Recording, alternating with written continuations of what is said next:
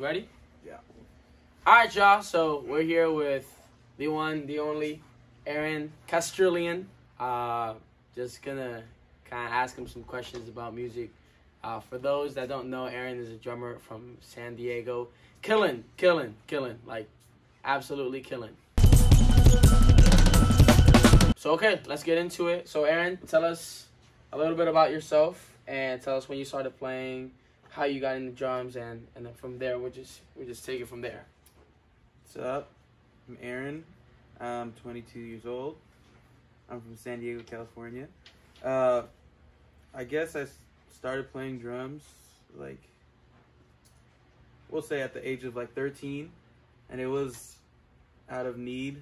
The church needed a drummer, and I was like, all right, like why not? Like I had pretty solid rhythm, like right off the bat. Like it was decent.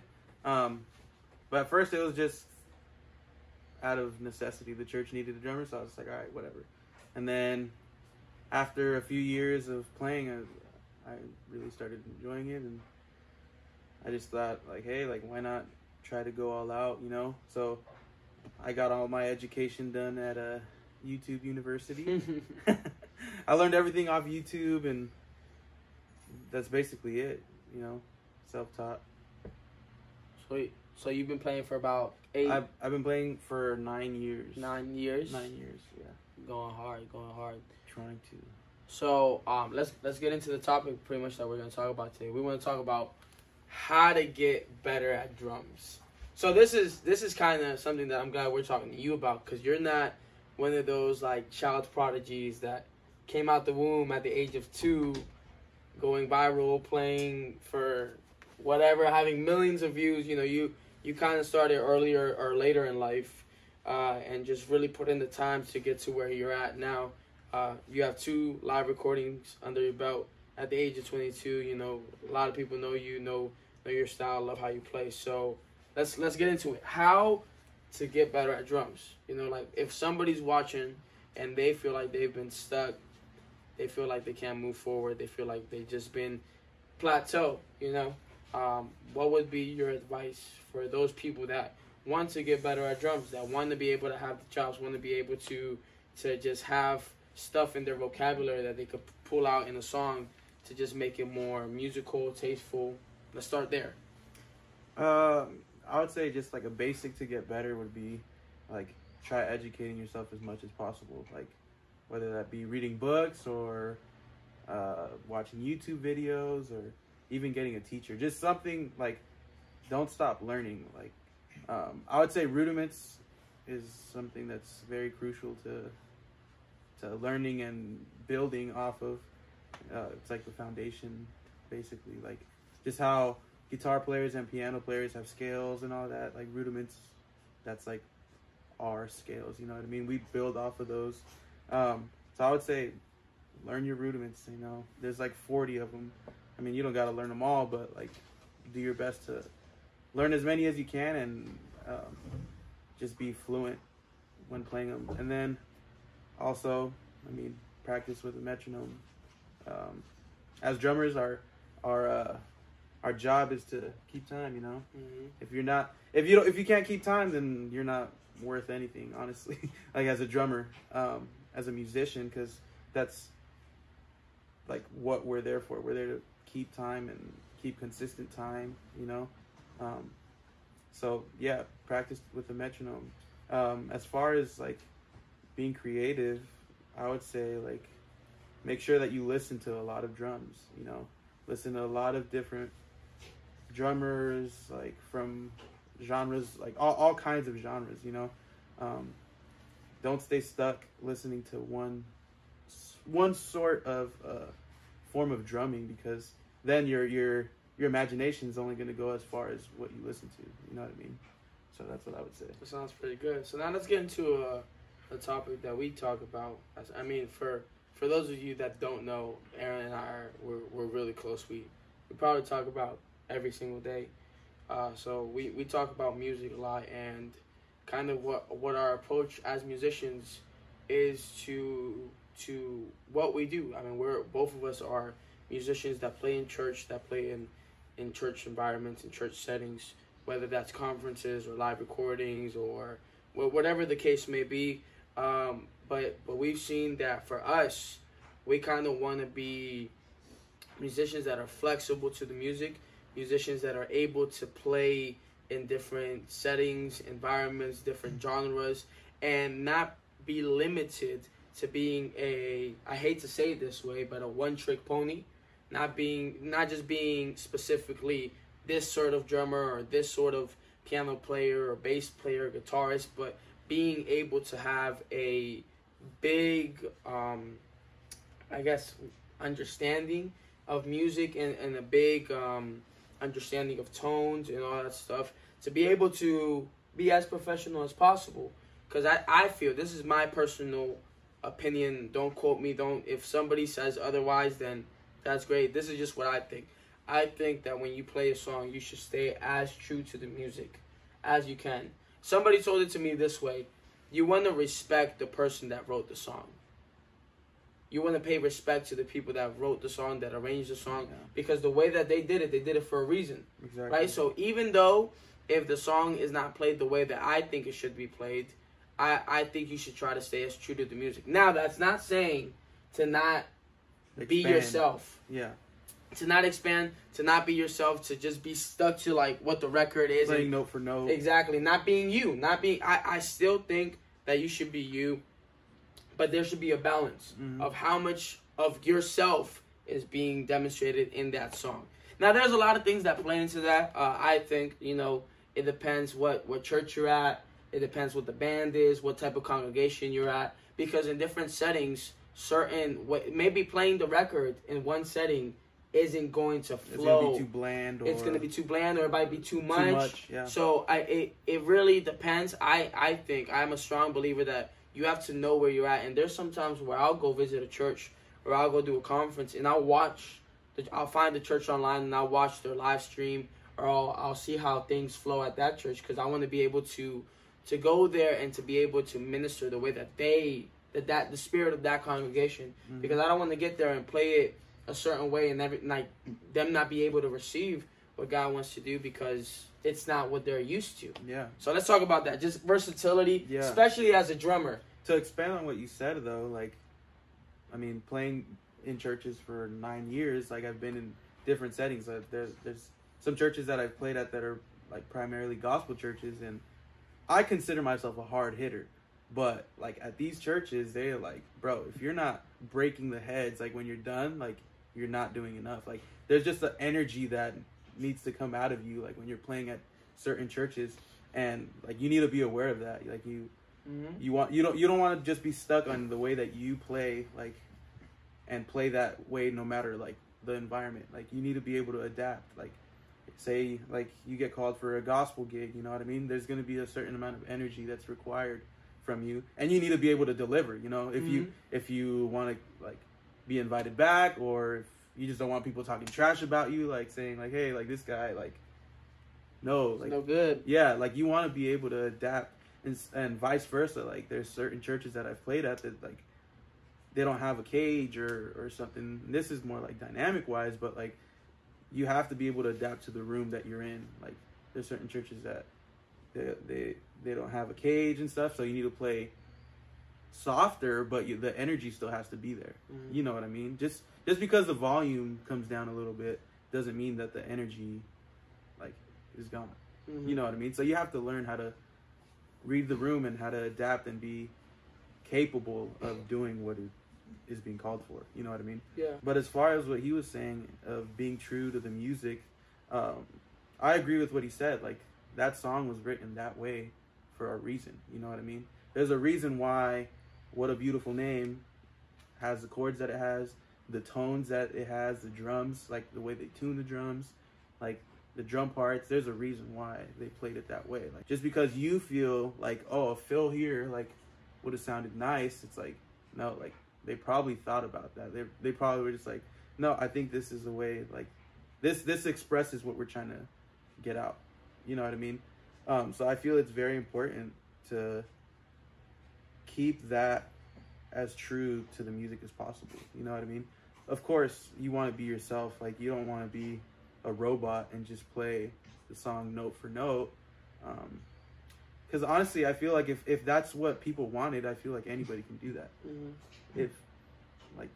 If a CCM church wanted a drummer that could play "Sea of Victory" the same exact way as the drummer that played it, you could find a bunch of people that could literally just sit there, listen to it, and learn it note for note, and like boom, they got the gig. No, like they want to hear your sound, but still like being true to the music. So I think it's like he said, it's a balance that you have to have, and same thing with gospel music. Like sometimes we listen to gospel music, and a lot of times it could be a lot. it could be a lot going on, but I mean, there's a reason. Like gospel is like known for like its energy and stuff like that, you know. And you have to practice being able to bring the energy, like the chops or the pocket, whatever it is. Like you got to be able to be versatile and be able to play it. You know what I mean? So that's what I would say as far as being versatile. You know, like I feel like being versatile is. It's not you don't see too many versatile players. Like you don't really see people cutting gospel records and then contemporary gospel records, because those are two different things. Like gospel and contemporary gospel, like you can't play them the same way. You know what I mean? Like there's a certain way that James Fortune is played, and then you have your Todd Delaney's, Travis Green. Like those are completely different. They still fall under like the gospel category, but they're completely different. And so you got to be able to do it all. Like if you want to be able to play in certain churches and be called, you know. So yeah, that's what I would say. So it's like to basically on that whole topic of being versatile, what we talk about is like kind of taking a week to focus on the genre.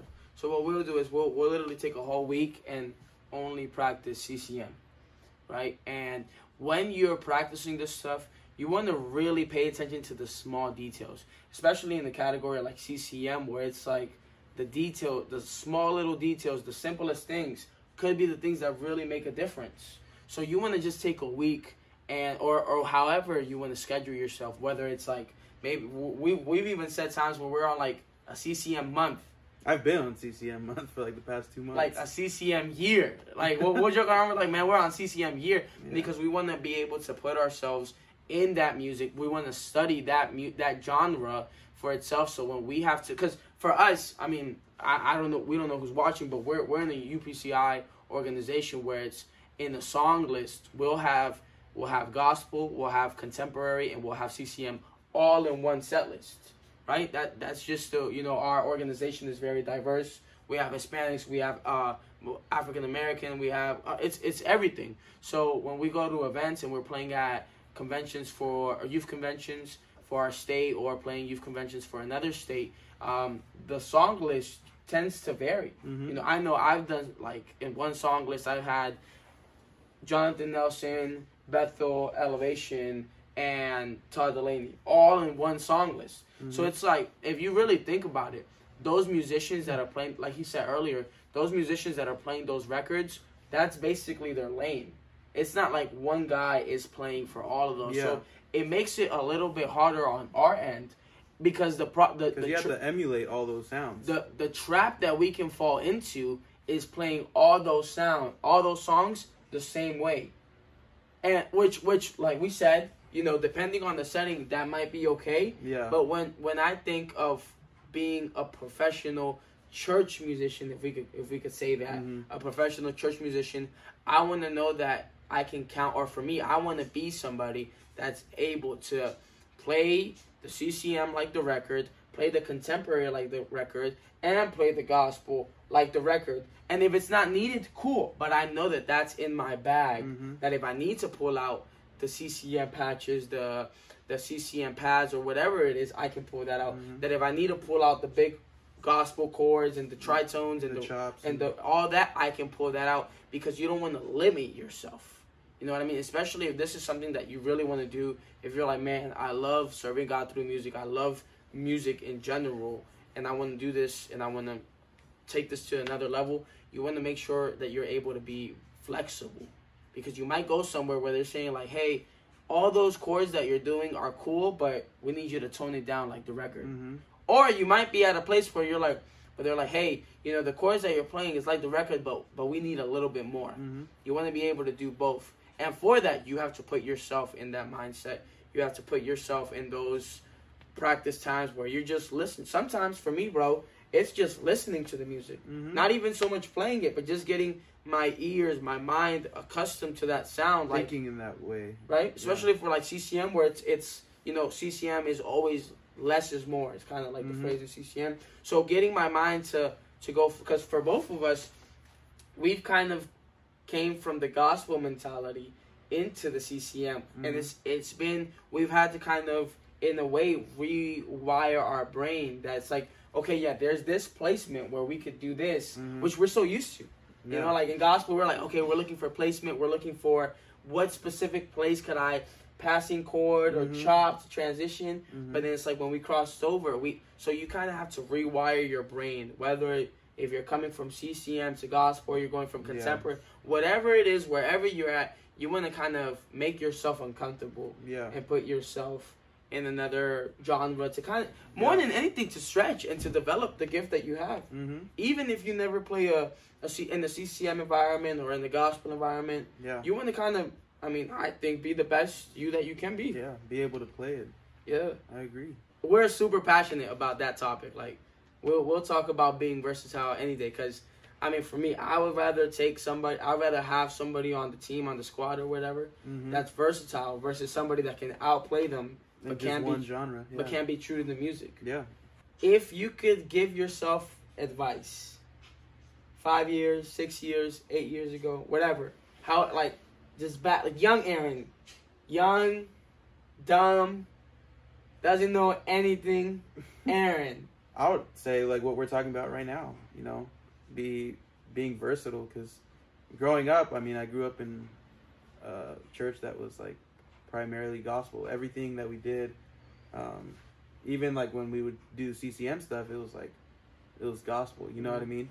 I would tell myself to be more musically focused and to be more versatile, but on the topic of being more musically focused, like not viewing it like, oh, like where can I get mine? You know, what part of this song can I like try this chop that I just learned? You know what I mean? Being more focused on adding to the music and not like taking away, because me adding a chop on this part that like it's a lot of open space, that could take away from the song. You know what I mean? And back then, like even like 4 years ago, like I was still thinking that way. Like, oh, like there's like 2 bars right here where there's nothing. Like I'm gonna put in like this new feel that I learned, and like it took away from the music. But back then, I was like, oh yeah, that was killing. You know what I mean? So I would tell myself to be more musically aware and to try being more versatile. That's basically it. Sure. So, more than anything, how to be a better drummer. I think that, well, for me, I mean, I'm not a drummer, but I'm just taking this from the musical aspect. I think the answer to that is just be a student of music. Absolutely. Fall in love with drums. Fall in love with drums and knowledge, like, of music. You know, sometimes it's cool for me as a piano player. Like, even being super cool with this guy, like being really good friends with him, he kind of helps me out, even with my piano playing, because some phrasing that he'll do on drums will help me. So, like, okay, this chord, like this scale that I do, I can kind of do it how Aaron did it with the timing and whatever. And so I'd say just be a lover of music. It might even be a piano part that might inspire you to do a certain chop, or even a vocal part, you know. I know that's how it is for piano players too. Like there could be a vocal part in a song and they could be like, oh, that would be really nice, like for a chord or whatever, you know what I mean? Just fall in love with listening to music and studying your instrument too. All right, y'all. We hope that this some way was able to bless you, that you're able to learn something. Aaron's an incredible drummer. Like, real talk, like no convention talk. He's a really good friend of mine and just incredible drummer. follow him on Instagram. I'll put Follow it here or here, wherever. Julian Tabares right here. Chill it. Yeah, and I mean we recorded some stuff, so you'll probably see some videos coming up on the channel of him and just how incredible he is. Actually, subscribe to his YouTube channel. And his. Yeah, subscribe. And subscribe. So whatever. Yeah, check it out. But alright, y'all. That's it. Peace.